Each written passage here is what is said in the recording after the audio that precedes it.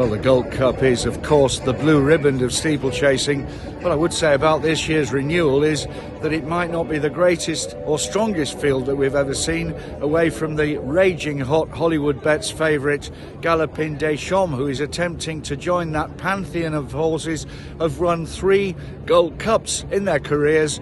And I guess that unless something sensational happens this afternoon at Presbury Park, Willie Mullins' charge will indeed make this his 3rd win in the race on the bounce. He comes here in tip-top order. He won the Savills Chase and the Irish Gold Cup just as he liked, and the opposition, well, it doesn't really amount to much. I have to tell you that. It could in fact be an Irish domination, this race, because aside from the favourite, you have horses like Banbridge, who won the King George. This is his first run since then, and Corbett's Cross, but they're basically not going to be good enough to handle Galopin Des Champs unless something goes wrong with him, and let's hope that it's a safe conveyance and that he joins into the history books.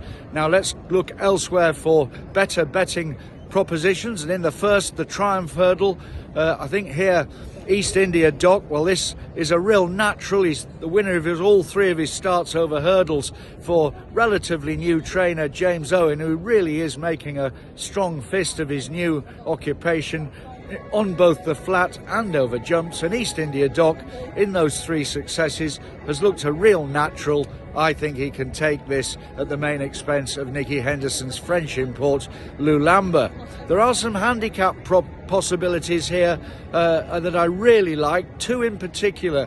In the race 2, which is the county hurdle, have a look at Hansard. Now, he's trained by Gary Moore, who for much of the season the horses have been under a cloud. That's not been the case in the last couple of weeks. Gary is saddling winners all over the shop, and this Hansard, he has a touch of class. I'm sure he's been kept, his light rather, has been kept under a bushel for this one and final race of his season, although he may well carry on. Let's see what happens, but I do think he's got a rattling good chance. Hansard came to the moors from Ireland with a big reputation, and he certainly has got an engine. I hope he can show it at the end of this race.